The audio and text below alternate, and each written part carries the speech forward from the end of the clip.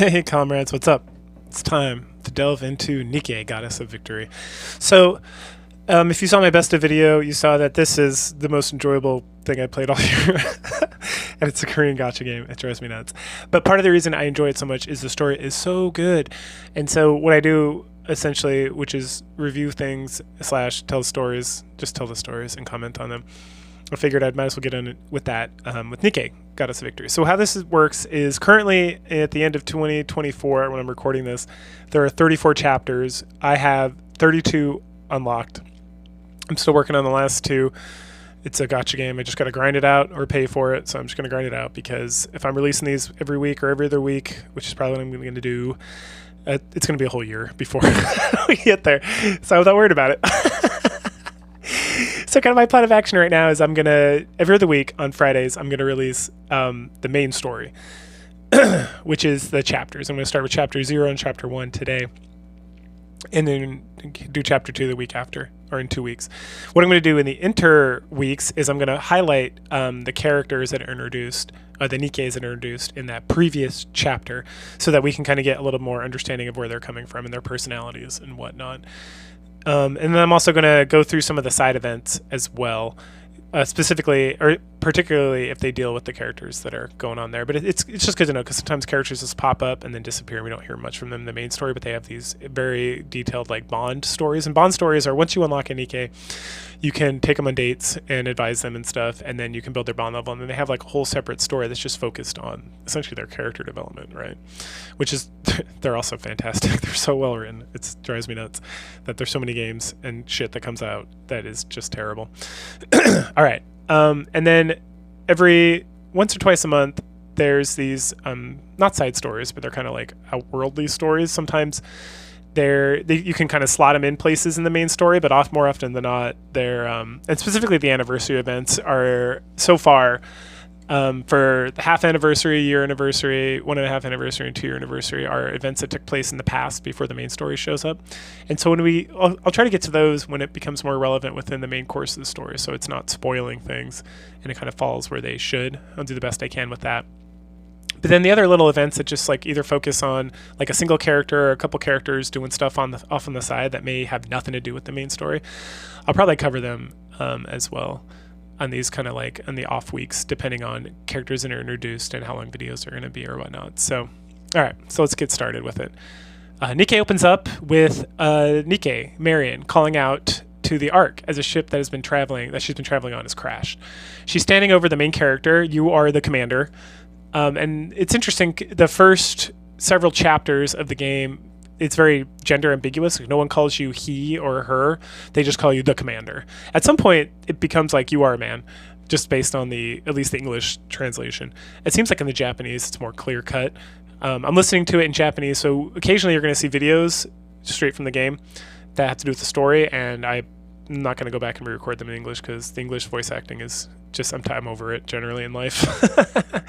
But if you want to see what they are, you can do that, or you can skip past those videos, and I'll give you a brief synopsis of what goes on in like the little cutscene.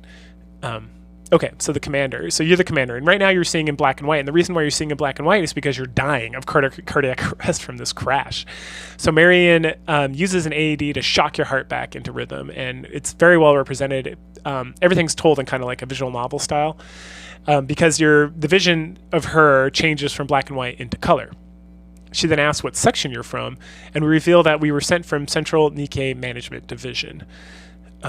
Marion then tells us that we were shot down by raptures, and this is where we learn what raptures are. I mean, not for real, but the raptures are the enemies of the Nikkes. And that because there was a giant explosion, all the raptures in the area are going to be swarming in on our location. And then she informs us something else we learned here, which again, like this tutorial section, everything about the game and the world is explained very well because it's stated for us as part of like the story, and as part of like, hey, you almost died, and you're like, what the fuck's happening? And then she's like, you have to give me orders as a commander for me to protect you. Like that's how this fucking works. Like you got to give Nikke's orders. They can't just do things on their own. And so then a battle commences, and this is where, in the game you learn about you kind of get a tutorial of how the battle system works. And the battle system's interesting because you actually can't interact with it.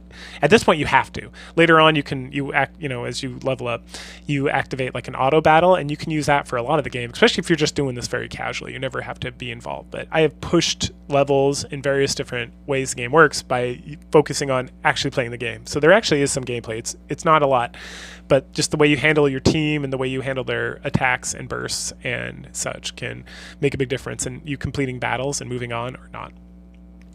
Anyway, so after the battle, Marion mentions that her leg hurts and that it's not an injury because she's an android. It's a malfunction. But anyway, the commander, it doesn't matter. You go and bandage her leg anyway, and she giggles and gets all red in the face and appreciates that, even though it doesn't make any sense because she's a Nikke. Later on, we're feeling really dizzy as a commander, and we start to kind of falter and fall. And again, we're still in this very dangerous area where the raptors are around. And so Marion's like, oh, hey, you literally just survived like a heart attack. Like you almost died. So let me carry you. And then, us as the commander, we're like, no. And she mentions, come on, it's not that big a deal. Carrying a human being is like carrying a feather, right? And again, it's at no point, I'm saying android because that's obviously what they are. But they're kind of like not androids, like humanoid, robotic. They're Nikkes. I don't know how else to describe it. But we're getting a lot of information about the relationship between humans and Nikkes in this first two chapters, in chapter like the introduction, chapter 0 and chapter 1, which is just so excellently well done because no one's like, I'm an android, it's easy to carry you because I'm an android and you're a human. She's just like, oh come on, it's carrying you is like carrying a feather. It's not a big deal, right? Which is much more of like a natural conversation. And then because we refuse, she's like, all right, just hold on to my arm, I'll help you. And then you're like, all right, that's fine. Until we run into more raptures. After that battle, we hear more gunfire. And it's like, wait a second, that's not rapture gunfire. What could that be? And so we go check it out. And at this point, we're introduced to Ainz and Rappi. There are two other Nikkes. They're arguing about why they're out here in the first place. And Rappi mentions waiting for them. Ainz then argues that the crash was too hard for any survivors, and that there's no way that anyone survived. At that point, Marion steps forward, and Ainz is like, ah! and then Ainz mentions like, damn, I'm surprised you survived. I'd be more surprised that humans survived. Because like a Nikke surviving is kind of like whatever, but a commander, which is just a human, right? Which is how Ainz expresses it. She's like how did you survive? And then Ainz is skeptical at the whole situation. She's like, I don't know, this doesn't seem right. Something's wrong. And then Rappi, who's already demonstrating that she's very by the book and very like, this is how this works and whatever, she immediately changes the command of Ainz and her to you because raptures are on their way. At that point, Marion introduces herself as being from the Silver Gun team and being a machine gunner. After the next battle, Rappi and Ainz finally introduce themselves as who they are, right? We know who they are because we see their names in like the wordings when we read it, but at that point, Marion asks why they switched to command so readily. And then Ainz tells us that their former commander died trying to shoot a rapture with a human weapon while shouting obscenities. She also mentions that no human weapons can damage the raptures, right? Which gives us more information about the world and the necessity for having Nikkes is that whatever was going on wherever these things came from or however they came to be at this point, we don't know, that there had to be something done because the humans can do nothing about it. So these Nikkes kind of have to exist for them to fight these other robotic creatures. Marion then chastises them for failing their duties, and Ainz gets really defensive, saying that she would have given her life for Commander, that it wasn't like an option for them not to protect him, that he or she died because random shit happened.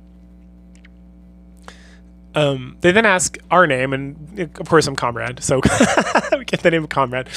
And then Ainz looks up our information, and she's like, oh shit, you're a total rookie. You've never this is the first time you've ever commanded in battle. You came straight from the academy. In fact, the ship you were on was carrying you from the Commander Academy that you graduated from yesterday.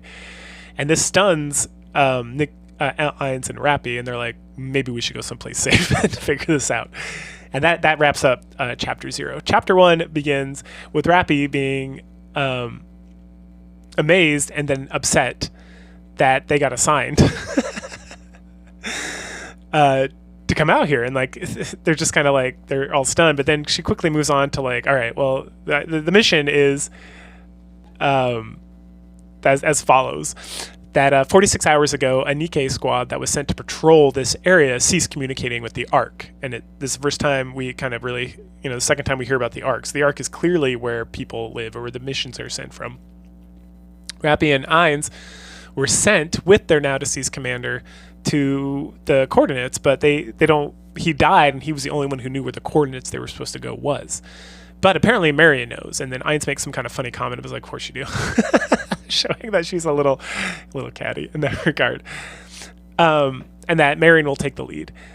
And then after that, she gets after it with Rappy, because Rappy, she's been like, oh, Ainz and Rappy have both been like, oh, you're a rookie. I can't believe we're following you. I can't believe we submitted our command to you. This is not good. And, you're just a novice. You don't know what you're doing.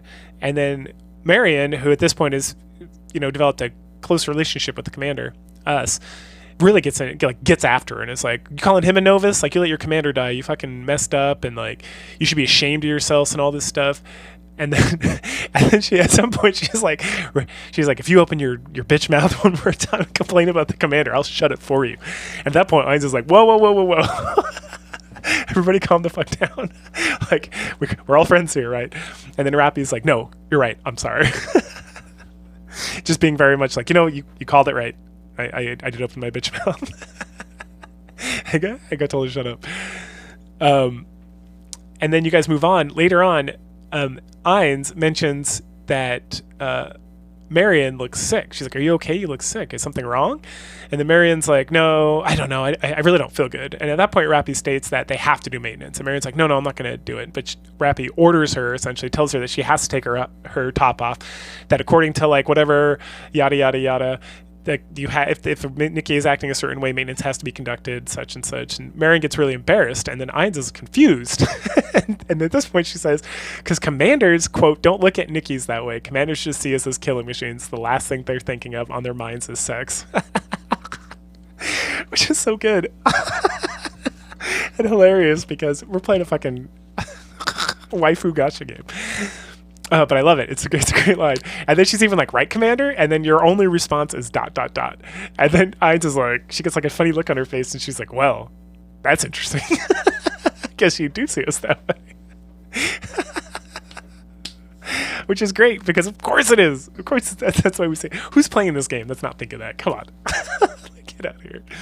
Anyway, Rappy again orders Marion to take her top off because it's the standard operating procedure. In the event of a malfunction, that requires must be made. And then essentially they're like, the ladies are like, you need to turn around, because this is awkward for everybody at this point. And so we turn around, and Rappy does a maintenance check, which shows nothing's wrong. At this point, we get a call from Shifty. Who's Shifty? Shifty is a member of the Art Control, and she constantly reaches out to us. I don't recall us ever meeting her in person ever, but she gets she always gets like a little box in the corner, like we're getting like a video call or like a radio call from her, and she's making sure that we're okay, making sure that we're on mission or what's going on. And she's glad that she's finally been able to get in touch with the team, because earlier, one of the, I think Rappy or Ainz mentioned that they lost contact with the Ark.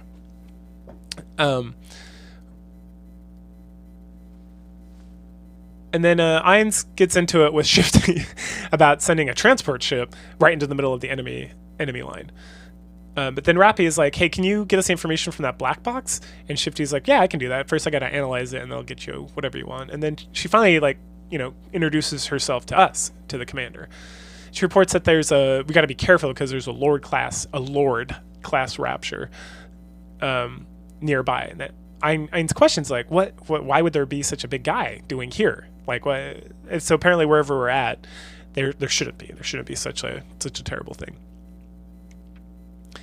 And then Rappy's like, well, if there's a Lord class, we should probably leave, because we got like a rookie commander, and Marion's got some sort of thing going on, and we're not really like a squad. We're like a hodgepodge of things going on. And then Marion stops her and is like, what about the missing Nikkes? Like, she gets really kind of like, no, we got to go make sure we get these Nikkes. We got to go check it out. And then Ainz points out that the death rate for Nikkes who go missing is like the chance of them being alive is like 0.2%. And that we all know, the way she says it, we all know this search party is just for show. They're like, hey, we're just coming out here because like it's like a thing to do, but like we're not going to find these people. They don't exist. And then Marion gets really upset. And then we question, like, oh, so I'm new. I don't know shit about anything. Why is a Lord class rapture so dangerous? And so Shifty explains that they lead high-level raptures. So because they're a Lord class, they have other like high-level raptures that follow them, right? It's not just like a bunch of random raptures doing random bullshit. That they actually have some sort of like chain of command, and they have leadership and hierarchy, which is good to know. That the raptures aren't just like random mindless killing machines. That they have like a structure and they have things going on. She then mentions that they have that the team we're in now has a good chance of beating the Lord class rapture based on simulations, but there's also a very high chance of losses. But as a commander, we decide that we're going to continue the search. And again, this is one of those things you don't really have a choice. Sometimes you get choices, but usually the choices just change the dialogue a little bit here and there. Rappy mentions that Nikkes always follow orders, and that no matter what, and that Ains mentions that, well, this could be a suicide mission before stating that while the Nikkes can be reconstituted as long as their brains remain intact, humans are much more fragile. So this is more information we learn, and this becomes very important later, is that Nikkes, they can essentially get like, they have extra bodies, or they can like be rebuilt by their organizations as long as the brain's there, because the brain is really like where the action is going on. If the brain is destroyed, then the Nikke is done for good. But again, humans are humans, so if this guy gets shot a little bit too much, he's like dead. Marion at that point promises to protect us so that we can continue on. We battle some more, and then we do a battle check with the Nikkes. They'll report like their ammo. It's like food. What do we do in the army? It's like it's bullets, water, and injuries, right? And Rappy and Ains seem like they're fine. They report having enough ammunition, all that good stuff. Marion mentions she has several injuries, but that she's still combat capable. I think she mentions that she's like 17% disabled or something like that. Anyway, so at that point, the commander, we go to bandage up Marion some more, and she gets very giggly about it. And then Ains is like, the fuck are you doing? Because we mentioned before, like, the bandage doesn't do anything. And then Marion mentions that it works because it makes her feel like she's being healed from the inside. Which is very sweet, and she loves it. She's all like red-faced when she talks about it. Anyway, we finally arrive at the last known location of the patrol, and Marion just kind of wanders off on her own. At that point, Shifty reaches out stating that she's finally finished her analysis of the black box. Rappy gets a report and immediately points a gun at Marion, telling her to stop. And she says, Marion, did you shoot down the transport ship? And then Marion turns around and is like, Nani? And Rappy says the black box reports there were two explosions, one from inside and one from outside, and that the one from inside originated from Marion. Dun, dun, dun! And then Marion states that we're here. Her eyes then change to red, and she starts repeating over and over again, over here, over here, over here. Shifty states that Marion's been corrupted and wonders when that could have happened. We ask what corruption means, and Shifty tells us that her core, like the core of a Nikke, has been taken over by raptures, that somehow the raptures can infect Nikke cores, and when that happens, they become corrupted, and they essentially become part of the rapture army. So that like these Nikkes, even though they're powerful and they can destroy raptures in the hundreds, they're not immune to the corruption. They're not completely immune to these raptures. They can be taken over and controlled. And that Shifty also reports that Marion's sending out a signal for raptures. And then right before Rappy can shoot her, the whole area shakes like crazy. And Shifty reports that Blacksmith, a Tyrant class rapture, which is even more impressive than a Lord class. Because Lord class, there's going to be a bunch of them, but Tyrant class, there's like one. And then we learn that Blacksmith, he's a Tyrant class, and that his whole thing is that he captures Nikkes, tears them apart, and uses their parts on raptures. Including himself. At that point, tentacles reach out and grab Marion and yank her into a nearby building. Ains shouts that Blacksmith has absorbed her, and then we order Rappy and Ains to rescue Marion.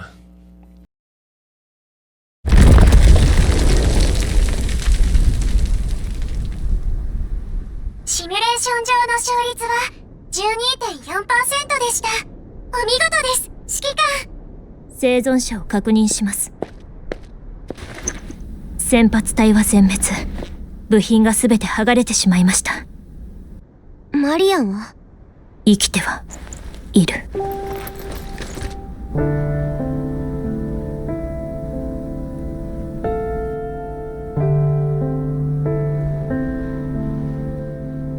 ここです。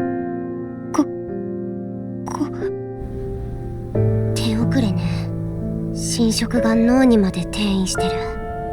脳が破損し、ニケは処分するのが規則です。軍法によりニケの処分は指揮官が行わなければなりません。自決用の拳銃です。人間も使用できます。至近距離から撃ってください。私がやろうか。ダメよ。ニケがニケを処分することはできないもの。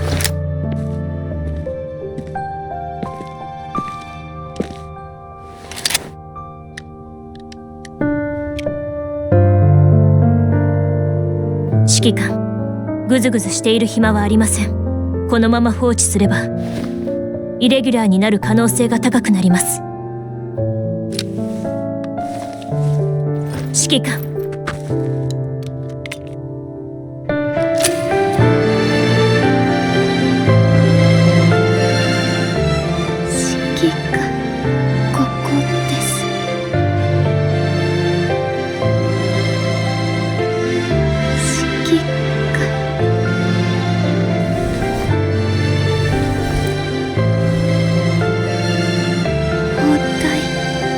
嬉しかったです。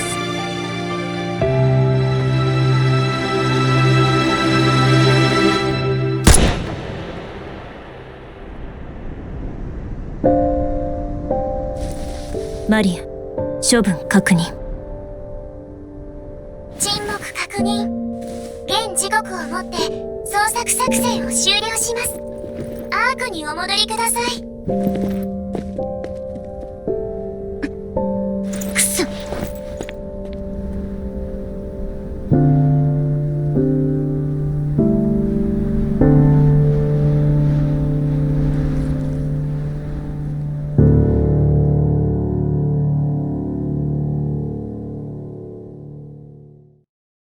That after defeating Blacksmith, we approach Marion, and she's like, shoot me in the head with my gun. And it's like real hard, and we almost don't do it, but then she, like, you know, smiling, and she grabs the gun, and she's like, please. And so then we shoot her in the head, killing her. At that point, Ainz is like, the fuck just happened? Like, what is going on? Shifty explains that what probably happened was that Marion had the corruption, but that the reason why she didn't kill the commander is because Nikkes have a primary directive built into them to protect the commander, and that she probably was on the transport ship and was already corrupted, and that she blew up the ship, but then when it crashed and she found a commander who was still alive, that her primary directive kind of took over and overpowered the corruption, because the corruption wasn't that strong, and that's why seemed like she was fine until they got to where they're at. But that once she became too close to Blacksmith, the corruption completely took over. Right, so until that point, she was fine, even though she had the corruption, because the corruption isn't like an instantaneous thing necessarily. And so once that connection was made with Blacksmith, that's when it took over, and that's when she kind of like fully lost it or whatever. And that's why at the end she was able to kind of have some self where it's like, kill me, you know, make and end this, instead of just being continued to be corrupted. And that and her connection with the commander based on like the bandaging and all of their cute stuff that happened to build their relationship. Rappy mentions that the corruption must have started before the operation, as she was corrupted before the destruction of the transport ship, right, which was sent from the Ark, which is like, so someone's corrupting Nikkes at the Ark, like that could mess up everything. That could change everything. Right, and then they talk about the Aegis barrier, and the Aegis barrier is this thing that protects the Ark from the raptures and from corruption and all that stuff. But that it doesn't make sense, because she couldn't have, if she was corrupted before, like if she was corrupted and then tried to come in through the Aegis barrier, the Ark would have destroyed her and any corruption inside her, and so she must have gotten corrupted inside, which again kind of references this like, hold on, something's going on. Later on, we back at the Ark, Shifty is giving a brief to Anderson. Anderson is a deputy chief of Central Command, and he is listening, and he's like very intrigued by the whole situation. He's like, well, I want to meet with Comrade, the commander, or us, you know, and also I want you to bring the two Nikkes that survived, and to make sure they're armed. Back to the commander. Rappy reports that Central Command wants to see all of us, which is very unusual, and Ainz is like, what? Why would they want to see all of us? It doesn't make any sense. Back with Anderson at the meeting, he wants us to go into a simulation room so we can test our combat capabilities. Before we leave, we ask him about Marion being corrupted in the Ark, which he immediately dismisses. But as we're about to leave, he asks us one more question. He says, if there was a group that could corrupt Nikke's that were so powerful you wouldn't be able to do anything to stand a chance to get them, what would you do? And then we can say different things here. I state that I'd make them pay. And then we leave to go to the simulation room. In the simulation room, we meet Ingrid. Ingrid is the CEO of Elysion. Elysion is this is kind of, again, this doesn't explain this all right now, but there's 3 major corporations that make Nikke's, right? There's Elysion, Tetra, and Missilis. And so Ingrid is the CEO of one of them. And why is she here doing this? Well, we find out from Rappy, who is from Elysion, that this is like her hobby, is testing people in combat simulations. So she's like all good stories. Everybody's got some sort of weird quirk. Ains also has a lot of questions. She's like, I don't understand. Why are we doing a combat simulation after the mission is over? Usually you're tested before the mission to make sure that you'll be okay and that you'll be able to be successful. This doesn't make any sense they're doing afterwards. And Rappy's like, I don't know. I've never heard anything like this before. So then we get introduced to the simulation room and learn that it's a place where they can create virtual raptures and can test Nikke's and commanders and all that good stuff. And at that point, she wants to know our squad name, and we don't have a choice in this. We get called the Counters. And so for the rest of time immemorial, Rappy, Ains, and you as a commander are the Counter Squad. The evaluation goes down, and then we're discussing what happens while Ingrid is analyzing the results. Back with Anderson, Ingrid is talking to her, and they're discussing the results. And Ingrid states that the evaluation was a complete disaster, that in a real combat situation, all of them would have been killed in under 3 minutes. That doesn't make any sense that they were able to destroy a Tyrant class by themselves. And that it's like, this whole thing's a complete train wreck. And then they decide that what they need to do is go on a real world mission, because simulation isn't 100% correct, right? That they can still break it.